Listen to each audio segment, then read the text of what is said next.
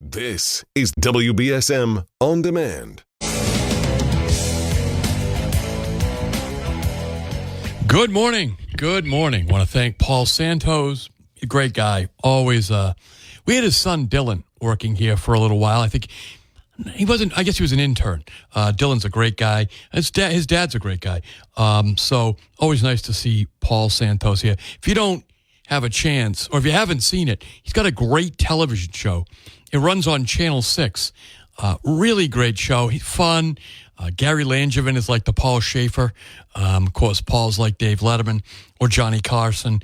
Pick your favorite host because Paul's just a great guy. Anyway, I'm Chris McCarthy. Good morning. We are now joined by the current sheriff of Bristol County, Paul Heroux, who's always here on Fridays. Once a month, we make an appointment. I appreciate the sheriff for being flexible when I'm not. Sometimes I double book. Not today, though. So, good morning, Sheriff Heroux. How are you, my friend? Good morning. Thanks for having me back on. In fairness to you, I also sometimes have to reschedule with you. Right. So, let's start off with free phone calls. Inmate free phone calls. Those have been in the news. Talk about that, Sheriff. Yeah, so the phone calls for inmates are a way for inmates to stay in contact with their friends and family, which helps with reentry. And yeah, it looks like we're having some issue with the microphone. What is that issue? Is that better? Okay, there we go. So the it's good that inmates can stay in contact with friends and family, because when they are in contact with friends and family, when they're getting out, then that helps the reentry. If you don't keep in contact with people, then when you're discharged, where are you going to stay? Or where are you going to sleep? And the day you're released, you need to have a place to stay. Right. Before you even get a job, before you even start up with your drug treatment, you need a place to sleep that night. Right. So that's a little bit of an issue. And what the state legislature observed was that some people don't have money to be able to afford to pay for, phone calls with their friends and family. Right. And so the state legislature passed a law in 2023 that said, okay, it's going to be free phone calls for inmates. And the intention behind that is a good idea. What they're getting at, I think the way it rolled out wasn't. And so the intention is to help keep inmates in contact with friends and family. That's a good thing. But what they did was they basically said it's unlimited. Right. And I always say unlimited is unreasonable. And, I'm of the belief that you should have something where there's a cap on it. So prior to this law changing in 2023, it was signed, I think, in July of 2023 and took effect in December 1st of 2023. So prior to that law, with my jail was making about $100,000 a year. Now it's costing taxpayers about $1.5 million, and it doesn't need to cost that much. There are ways to reduce the cost of it. Okay, and we're looking at navigating, negotiating the contract, renegotiating that. So that's one thing. But what I'd like to see happen is that inmates get maybe like 30 minutes a day, not unlimited. 30 minutes a day. Maybe you can even adjust that. If you have more kids, you get a little more minutes. If you have fewer kids, maybe you get fewer minutes, whatever. Just you put a cap on it. Just don't make it unlimited, because that's just, like I say, unlimited is unreasonable. There's no need for it to be unlimited. We have the sheriff of Bristol County, Paul Heroux, here in studio. Sheriff, before you were the sheriff, you were the mayor. Mm-hmm. But before that, you were a legislator. Yeah, I was a state. So take us through this. When did this drive, because I remember all this discussion, when did the drive for free unlimited phone calls start in the legislature? Do you recall? I was in the legislature, state rep, from 2013 to 2017 for those 5 years. The first time I ever heard about this issue was 2006, and it was a report from the Vieira Institute of Justice in New York City titled Confronting Confinement, and I still have a copy of that report on my desk.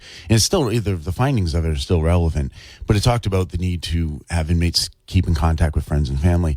But when I was at the legislature, between 2013 and 17. I don't remember this being an issue, but the No Cost Call Coalition are the group of folks who pushed for this, and Senate President Karen Spilka, she is the kind of the champion of this in the legislature. Okay. But like I said, this unlimited is unreasonable. You just at least put a cap on it, 30 minutes a day, maybe 15 minutes, a day, maybe like 45 a day. I don't know, just something, I'll let other people figure out what that should be. Maybe it's 40 an hour every other day. I don't know. Just there's no need for it to be unlimited. Did Baker veto this and then it got overridden by the legislature? Do you recall?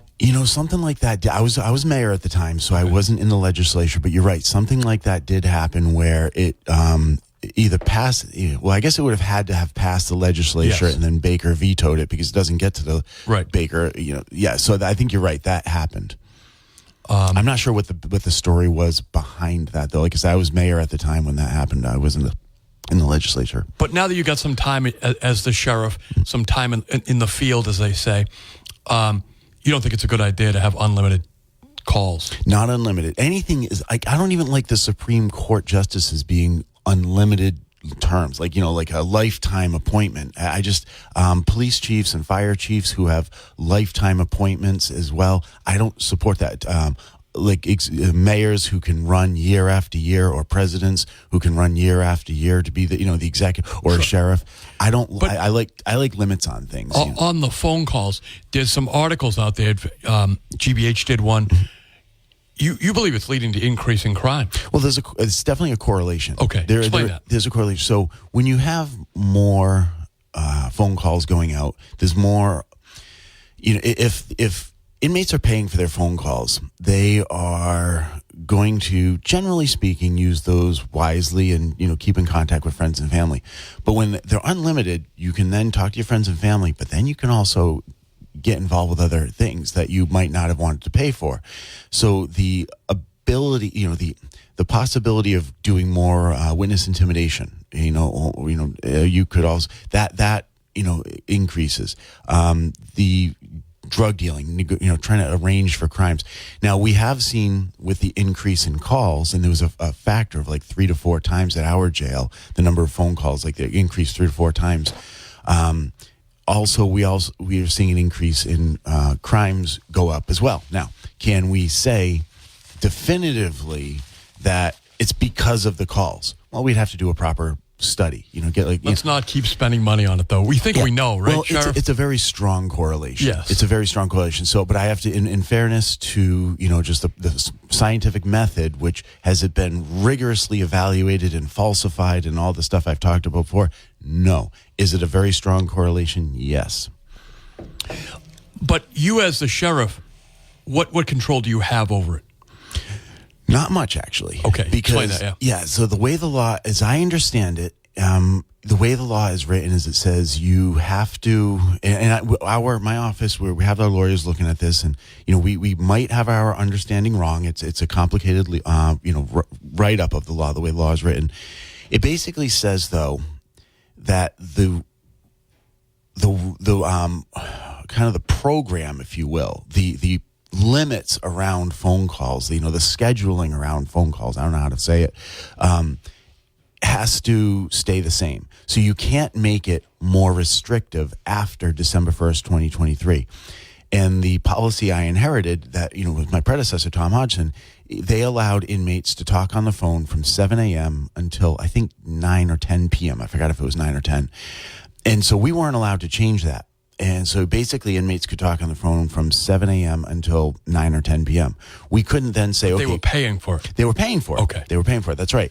So now inmates are able to talk a lot longer. And what we do know. And the taxpayers pay for it. The taxpayers pay for it. That's right. Yeah. And so what we do know is that, inmates are also participating in programs a little bit less because now they're talking on the phone. There's a couple of things we have to address about our inmate programming too, because a lot of inmates who don't need the anger management program are taking the anger management program just to get earned good time. And so we don't have a proper risk assessment tool, and that's something we're in the process of getting right now. So that, the programming is a little bit of it's a little bit wishy-washy, a little bit of a mess. We're cleaning that up, though. That's a whole other issue we could talk about. But so that was something where people were allowed to just talk any all day, every day. And, that's why, again, I say unlimited is unreasonable. There's no, I would challenge anybody to say, why does it have to be unlimited? Senate President Spilka. Because that's the law. Well, but what's the reason for it? Why does it have to be unlimited? There's no, I haven't been told a good logical reason for why it has to be. That's why I think put some type of cap on it, 30 minutes a day, 45 minutes every day. I don't know, something. But that's what we're dealing with. But I want to say, though, I do support the idea of inmates who can't pay for calls. Right. Help them out to stay in contact with their family. Maybe give everybody an allowance. Here you go, 30 minutes a day. Anything beyond that, you have to pay for it. Right. I think that's reasonable. That's how it used to be, in fact. But now it's just everybody gets to. But I do support the concept of it. It's just they let it go too far. We have Sheriff Paul Heroux here in studio. He'll take your calls at 508-996-0500. You have graduates now online from your academy. Talk about that, Sheriff. Yeah, we graduated 28 people recently, and that's I think it brings us up to around 120 new graduates since I've started. Which is that's good. We're just doing things very differently than before I got there, and it's I can't say that they're all my ideas. They're not. In fact, there were a lot of really good ideas floating around the staff at the organization, at the jail. And we hired one person, Sam Raposa. He's been here before. So he's implementing a lot of these ideas. And not all of these ideas are even his ideas. Nobody has all the best ideas. We work as a team. So, but we have a lot more people online, and that the more people we recruit, the better morale is going to get. Because when you have more people coming in, more people working there, you're going to have less forced overtime. When you have less forced overtime, morale is going to improve. And, that when I eventually close Ash Street, that'll be really great because we'll bring the 40 or 50 COs back to Dartmouth, and we'll have to open up 1 or 2 housing units to accommodate. But that will also help reduce forced overtime. We have another class that's going to start in March. Okay. And we're doing background checks on those people right now. We've had over 100 people, I want to say in the neighborhood of 125, apply for it. But typically, only about 25% to 33%, basically a quarter to a third of people who apply end up getting a seat in the academy. It's actually pretty competitive to get in there. Maybe not competitive. We'll take as many people as eligible, but what the background check process is pretty stringent. Sure. And there are when we came in, there are some people who might not actually pass, who are elected officials, right, who might not pass our background check process. We were joking about this. If you folks haven't seen it, one of the Boston City Councils was arrested by the FBI. If you listen to the Howie Carr program, it's not really news to you. We've been seeing it coming for a while, but we were joking about that off the. She's innocent until proven guilty, obviously. But not everybody is designed to be a corrections officer. No. And you have to have high standards, background checks, things like that. So you're finding about 25% don't pass. 25% do pass. Oh, do pass. 75%, 66 to 74, like basically 2/3 to 3/4 don't actually make the cut. Something from the time they express interest in the job until the time the academy starts. And even then, once we start an academy, we started this academy with, I think, 38 or 39 people. When we graduated, 28. Even on the last day of the academy, we actually I terminated somebody because he brought a cell phone in a couple of days earlier as an officer. And you're not allowed to have cell phones. There's only a handful of people that are allowed to have cell phones inside the jail. Right. It's a major security breach. It is, yeah, very much so. And, this officer, he kind of had like a I don't really care attitude anyways. What I was told, I didn't meet the officer, but what the training instructors told me and the superintendent told me is they said, his attitude was kind of, lax. And I said, okay, this is, we're going to have to terminate him, and he, the first year after somebody graduates from the academy, they're on probation anyway. Right. And so there's no union protections in that first year. And that's actually a good thing because it really weeds them up. But yeah, so even after you graduate, you start the academy, then you're going to have about 25% of the people not finish the academy. And on day one, I go to see the academy. I say, hey, folks, look around you. You'll notice that some people drop out. And then, after that, even after they start the job, even in the first several months, maybe the first year, we're still going to lose more people. To your point, it's a tough job. It really is. It's a tough job, and takes a certain kind of person to do it year after year. And if it's better off, I guess, not to waste your time. If it's not for them, it's not for them. Yeah, and we tried, the academy instructors, they try to weed those people out in the academy, and the background check process also tries to weed people out as well. But you're right. We've talked about this. It is a tough job. I would compare it to like a police job, except I will say the police have a different aggravation. That's the public scrutiny.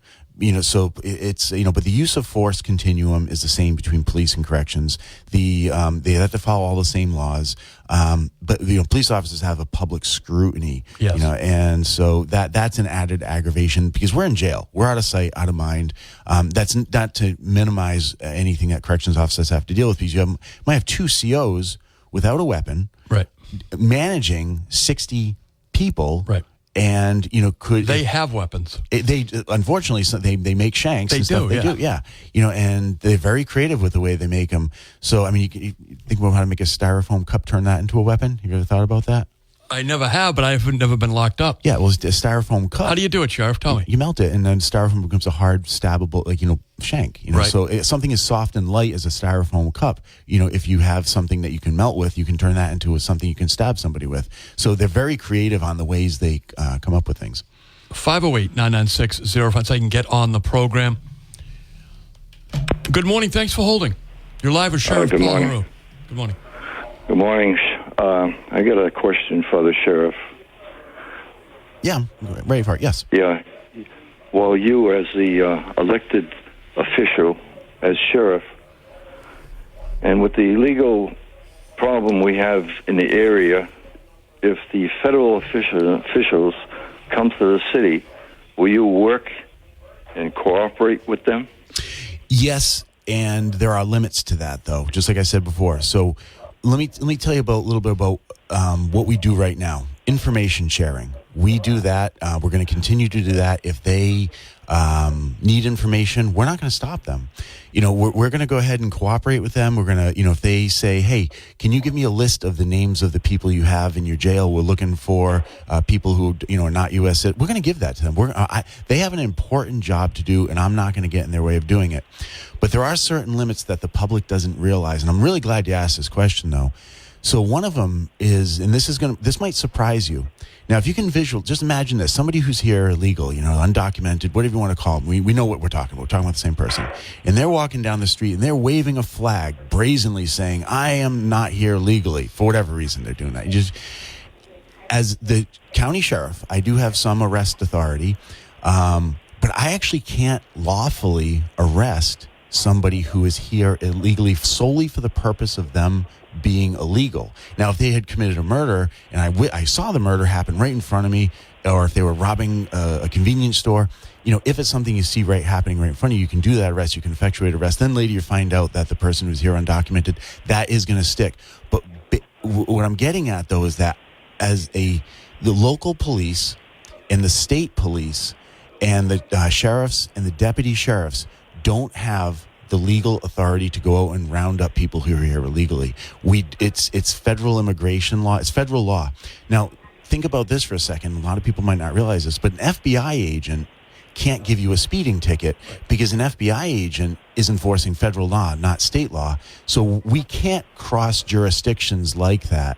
I'm not allowed to go out and round up illegal immigrants. And if I did, the courts are going to throw it out. We know they are. In fact, there's a... and you have nowhere to hold them anyway, Sheriff. Yeah, there's that. Well, our jail is 50% capacity, but we don't have the staff to hold them. But there's actually a Supreme Judicial Court, an SJC ruling called Lunn versus Commonwealth in 2017.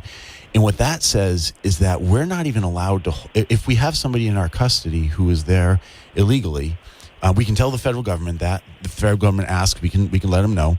But once the court says you have to let that person go, when somebody arrives at the jail, every single person who arrives there has what's called a minimus, and it basically says this is their admission date, this is their release date, right. And you have to we have to release them when that says. So if the ICE were to say to me, hey, you have, Joe Blow at your jail. He's here illegally. We want to come and get him. Like, okay, you got to get here by 1 o'clock because we're going to release him at 1 o'clock, and we're not allowed to hold them past that. And, so there are limits to what we're legally allowed to do, and it's just because it's federal jurisdiction versus state jurisdiction. We have the sheriff of Bristol County, Paul Heroux, here in studio. Sheriff, so do you check inmates when they come in to see what they're legal, whether they are a citizen illegally here, whether there's a detained, what is it called, a immigration detainer? Yeah. So the answer is we ask them what their country of origin is. You ask them? Yeah, we ask the inmates. So, and out of the 650 to 700 inmates, it fluctuates. In the summer, it might be 720. Less than 10% are foreign born. So the last time I looked at it, out of the 700 inmates we had, if they in other words, they tell you, yes, they're foreign born. They're born in another country. But what we don't know is their citizenship status. Right. And people are pretty honest about what country they're born in. But the inmates? The inmates, yeah. But if they were to ask them about their citizenship status, that's when I think the dishonesty might go up. You think? So, yeah. You think, Sheriff? Yeah. But out of the 60 inmates we have, the 650 to 700, 60 are roughly 10%, 9% are foreign born, but we don't know how many are here legally or illegally. And if ICE were to come to us and say, hey, can you give us a list? We want to cross-reference it to see who's illegal. So we're going to give them that. They have an important job to do. I'm not going to get in their way of doing it. But what I wish the public would, I need the public to understand is, I'm not going to get in their way of doing it, but I also don't have the authority to do their job. What if President Trump gave it to you? I don't think he could, because the only way we could tease this out. There's a couple ways that the president. So now holding people. Now I'm talking about arrests up until now, and I'm also talking about releasing people. But what I haven't talked about is the thing in the middle, holding people. Right. And that's something that Tom Hodgson was doing, 287G program contract. He was one of 2 sheriffs in the state. There's 14 sheriffs, and only 2 were doing it. The other one is Joe McDonald in Plymouth County. Yep. So, and when I was asked why, if the federal government wants you to house inmates, would you do it? I would say I'm not interested. And let me explain why before people get upset with me. We don't have the staffing available to take on more people. So if they were to, say, here's another 100 detainees, we're like, okay, which staff do we have to watch these guys? We're already stretched so thin. There is, so for that reason, I said, look, I'm not interested. I just don't have the staff available. That's one. The other one is we're getting sued right now. And I'm not going to get into whether or not it's a valid lawsuit or not a valid lawsuit, but there's another element to it, though, and that's nobody's helping us. So under my predecessor, he had a 287G contract, and an incident happened, and I'm not going to, judge the incident. That people can read about that. That's where the sheriff was assaulted by the illegal aliens. Yeah, so people can read about everything that happened. So the jail, Bristol County Sheriff, we lost the contract before I got there. Lost the contract. Now I will say this much: Maura Healy and the federal government say that it was poorly managed, but Tom Hodgson says it was political. But people can make up their own mind, do their own research. I just say those are the 2 arguments. That's not the issue. I don't care about that. What's happening though is we're being sued. The federal government is saying, well, now that you know the staff, because most of the staff is still there, right? A lot of them are. A lot of them. Yeah. Do you think that now that you deal with those men and women, they're professionals, right? Yeah. So do you think they would have mismanaged those inmates? Well, so you've been with them now for a while. Yeah. On advice, on the advice of legal counsel, because we're being sued, I'm asked not to talk much about the case. Right. Like the new what happened on that day, May 1st, 2020. But you weren't there. You're not a witness. There. No, I've seen the videos though. But you're professional. Yeah. You're a very educated guy. Your professional evaluation of the staff members now, obviously recognizing you weren't there that day. Do you think it's those people strike you as the kind of people who would have mismanaged inmates? Yeah, on the advice of legal counsel, they've asked me not to comment on that. I get that. Yeah, but I do have an opinion, but here's the problem though. Okay, so I'm not going to say whether things went right or wrong on that day just because we're being sued, and my lawyers have said don't say what you think. But here's the issue: we're being sued. The federal government isn't helping us, neither is the state government. Federal government is saying, hey, You've been abandoned by the Democrats? Welcome to America, Sheriff. That's how we all feel. Banned by everybody. Democrat. So the federal government is saying, hey, you're a state facility, your county facility. You guys were, you had a contract with us. The state government is saying, well, you guys were basically deputized by ICE, you acting as on behalf of them. So they're pointing their fingers at each other. And meanwhile, saying, hey, we got a $17 million lawsuit here. We would like to, entertain settling this. And the attorney general is saying, well, I'm not giving you the authority to, because you want to settle this lawsuit. You always spend less money settling it than you will if you go to court. So if we were to roll the dice and go to court, I can say this much because this isn't specific to this case, but anytime if you roll the dice and go to court and you lose, you're a lot more likely to pay a lot more money. But if you settle it, you can probably, taxpayers are on the hook for less. I'm enjoying this conversation, Sheriff. I just realized how long we've gone. We're going to take a break. We have gone a long time, yes. No, it's good, though. We got a quick break, folks. Stick around. We got Sheriff Paul Heroux here in studio. We'll take your calls. We'll come back, though, right? We'll be back. To come in every month, and I appreciate that. We are talking about a lot of local issues, but of course, as a Democrat and as a high-ranking official here in the state, I'm sure you've been asked before, but I'll ask you now. How do you feel about President Biden's unconditional pardon of his son Hunter for all crimes committed against the United States government since 2014 up till last Sunday? I am completely opposed to that. And it was something that, I'm opposed to it, not even because Biden said that he wouldn't do that, but then he flip-flopped on it, which it was, that's not what the intent of the law was supposed to be when the president was given that, power to pardon. It was, first of all, it's a conflict because it's his son. And, I think that, that in and of itself, is bad. Where I think Biden handled that issue wrong, from the very beginning, is he dug in and said, my son is innocent, I know him. You know what he should have said? He should have tried to restore faith and confidence in the justice system by saying, you know what? Go ahead, bring these charges on. Right. And, let's let my son have his day in court. And I think my son is innocent, but if he's found guilty, then let the chips fall where they may. Because this is the type of stuff that the public hates. They don't like, good for thee, but not for me. Right. They don't like the double standards. They don't like that, some people can get away with stuff, but other people can't. Right. And, so I think this was a really bad move for a lot of reasons. It was just, he should have said, you know what? I love my son, but he did something wrong, and now he's got to pay the consequences. Right. Just like anybody else, treat everyone the same. I think the intent behind the pardons was something where if you have served 30 years and now it's kind of like you've got a life sentence, you got maybe it's like, okay, you've served time, I'm going to pardon you at this point. Right. Or if there were it was like a case where somebody was like on death row and you're like, there's so much evidence around it, but they didn't, pass in court. Maybe say, okay, I'll pardon you and you get a life sentence instead of that, But and just for clarity too, the president can only do that for federal crimes, not for state crimes. Yes. So if you're in Massachusetts doesn't have the death penalty, but for states that do, the president couldn't commute those state. But dealing with the Hunter Biden pardon, because it sounds like you've thought about this a little bit.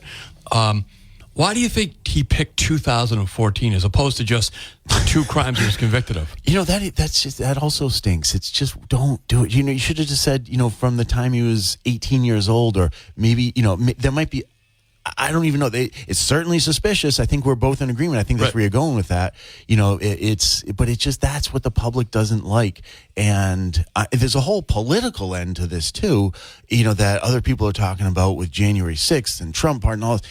I'm not even going there. Right. I'm just talking about just the optics of this. And, Biden should have just been a one-term president, which he is, and he shouldn't have America's made sure of that. Yes. But yeah, go ahead. Yeah, and he shouldn't have run. He's kind of hurt his legacy a couple of times in the last couple of years. One is running for re-election. Mm-hmm. This, then sticking in there for too long for this Hunter Biden thing. It's just like, dude, what are you doing? Like, you just, it's really hurting his legacy. We have the sheriff of Bristol County here, Paul Heroux. So, Sheriff, since that 2014 is very prominent on the pardon, that's much more expansive than just the taxes and the gun. What do you think that he's worried about his son did? Oh, I don't know. But it certainly doesn't look good. I see where you're going with that, and I have no knowledge. I haven't even heard things. I mean, I don't really care much about Hunter Biden. But it's bigger than Hunter, don't you think? I don't know. I really don't. But it certainly doesn't look good to me. Right. When you're that specific, it's 11 years. It's too specific. Like, why 11? Why not 15 or 10? That's what I said, Sheriff. Yeah. I literally said, yeah. We know that Hunter had problems with narcotics from a pretty young age. So why wouldn't you put it, hey, with the age of majority, when he became 15, which I think in his book is when I think the narcotics really got started, pardon him from that day forward. Why halfway through the Obama administration, right? Don't know. It doesn't. I mean, I would expect that good. you did, but would you know that you did know? But I just wanted what you thought. We're just teasing it out. Right. And it's just like you and I are in agreement. It doesn't look good. It really doesn't. It almost suggests something specific might have been done on between years 10 and 11, as opposed to saying, well, a 10-year pardon or a 15-year pardon, but what 11? So it's just it's optics. I think matter. it deserves more investigation. I would assume, right? I mean, the investigation. I mean, he's got the pardon, so the investigation would not really do anything other than inform the public that maybe something else happened. Right. But and if that's the case, and this is another reason, if he did do something, then it just looks even worse because now you're covering things. This is the misuse of that pardon. Right. Like I said, if I were president, I would have said, you know what? I love my son, but he did something wrong, and my son's going to be treated like everyone else. And go ahead and go through the process, the justice system process. They're going to present their evidence. The prosecutors will present their evidence. We'll put up a good defense, but I want my son treated like everyone else because that's what restores faith in politicians, and that's what restores faith in our justice system. But when you start messing around with it by saying, well, you can't rely on the justice system or you can't, rely on politicians not to take advantage of their ability to pardon, that's what undermines the public's faith. When you look at the amount of money he took in from overseas, is it possible that people were paying him to influence his father on foreign policy decisions? I don't know. I mean, it's possible, but I mean... But it would deserve more investigation, right? I mean, I don't know how much his dad would listen to him. I really don't know. His dad says he's the smartest man he knows. That's dad speaking as a dad. You think so? Yeah. I would say that if Biden's ever met someone like Neil deGrasse Tyson, there's people out there who are a little bit more intelligent. But I mean, he's right there with the father all the time.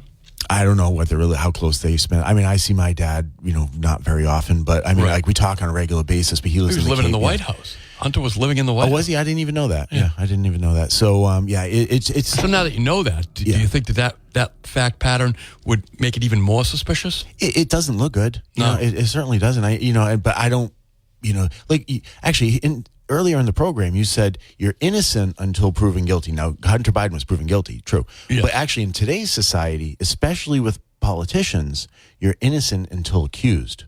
Once you're accused of something, in the eyes of the public, you're guilty. It doesn't matter if you have actually you've been convicted. I think that's been forever, don't you think? Sure. With politicians? Yeah. It's gotten worse in recent years just because the availability of information and the misinformation, the spread of that, the ease of misinformation to be spread. So, the conspiracy, how we, as society, we've lowered our standards from what really is fact and versus, like we have these so-called, alternative truths and everything. And, it's like alternative facts, I guess they're called, so we've lowered our standards, even what some people. But keeping that in mind, the suspicious bank records of the Biden family. Yeah, it all looks bad. It's very bad, right? Yeah, it looks bad. Yeah. And all that money, millions of dollars coming in from overseas.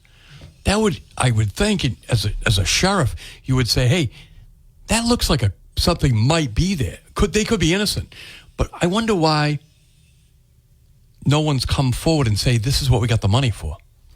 I don't know. Yeah, I'm not close to it, but I'm not disagreeing with you. I do agree with you. The optics, it doesn't look good. So we have the sheriff of Bristol County here. Sheriff, you have a really nice award that just came up, and I think it's important work that you're doing over there. Talk about how the maintenance department, but really the whole Bristol County Sheriff's Department, got a Massachusetts Award for Innovation of the Year, suicide-resistant cells, and I think it's the beds.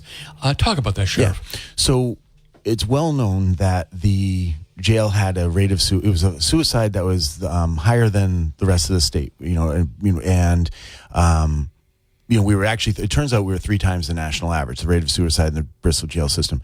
Now, in fairness to my predecessor, Tom Hodgson, in fairness to him, he said that the jail was following all the policies and procedures. And they were. And the jail was following all the policies and procedures surrounding suicide. So he said, well, there's really nothing more we can do about it.